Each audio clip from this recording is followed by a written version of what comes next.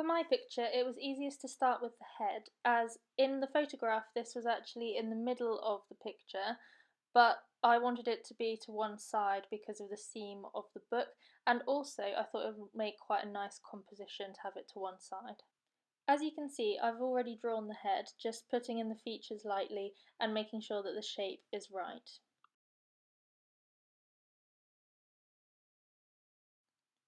Something that you need to check on your picture is that the top of your head to where the eyes are is exactly the same height as where the eyes to the bottom of the head are. This means that the eyes are exactly in the middle of the head, so from the very top bit that you can see, not the forehead, the actual top of the head, to the eyes should be the same distance between the eyes and the bottom of the chin. I then need you all to check that the inside of the eye lines up exactly with the outside of the nostril at the bottom. Once you think the face is in proportion and you've given yourself some kind of rough outlines of the features so that you know where they are, we can move on to the rest of the picture and try and get everything in the right place before we do too much detail.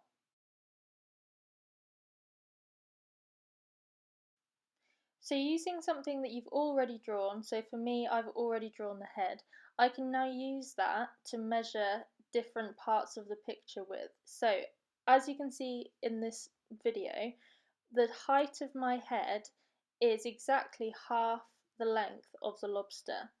So I've transferred that over, I've measured the height of the head and done it twice so that I know the length of the lobster. After giving myself some marks on the page so that I know this length, I've then been able to draw the lobster in.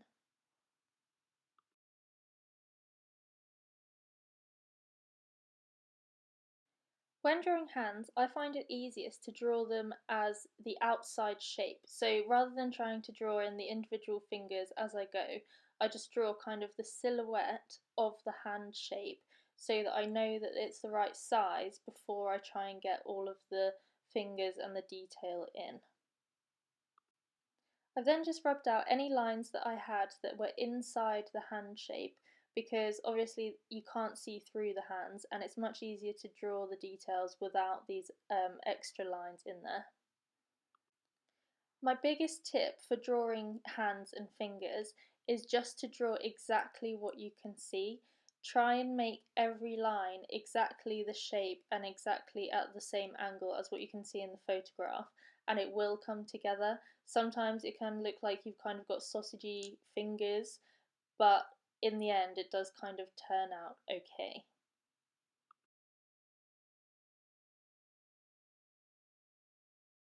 Once you've got the main part of the picture in, so for me this was the lobster, the hands and the face, you can then use those things as a guide for where to put everything else so that you can put in things like the clothes, the hair, anything else in the picture that you can see. You can measure it against different parts of the picture and you can also kind of try and line it up with different parts of the picture.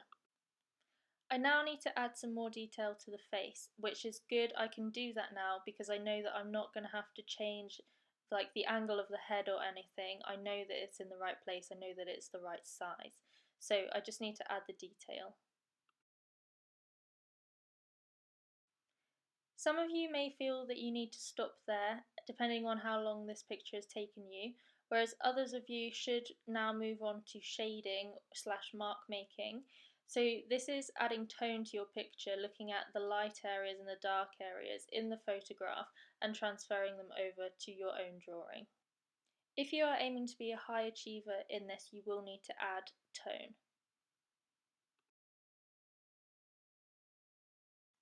How you choose to create tone in your picture is entirely up to you. So you could use the more traditional way, which is using a pencil, lightly shading it, and then perhaps smudging it with your finger or something.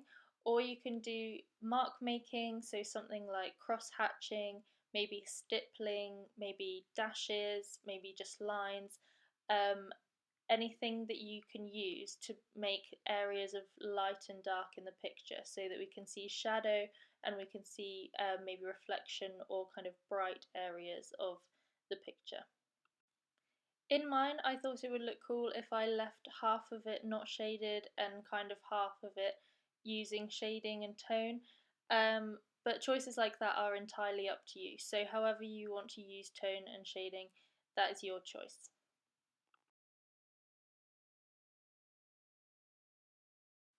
Because this is a pencil drawing, obviously the picture just comes out in grayscale, and it was kind of difficult to see that I was holding a lobster at first glance, which is obviously a bright red um, thing that you should kind of notice straight away. So I decided to just add colour to that lobster.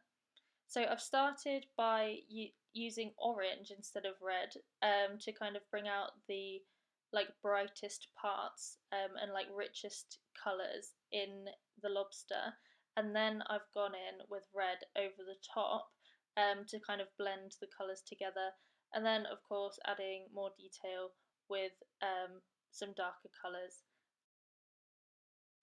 This is my finished drawing. However, if you think that your picture needs an explanation next to it to help whoever's looking at it fully understand the meaning of the drawing, then you can add maybe a paragraph or a sentence, or you could possibly just add a title. So for my title, it could be Gluttony, because the lobster represents gluttony in the person, and the way that I've showed the figure ripping apart the lobster also adds to that idea of gluttony.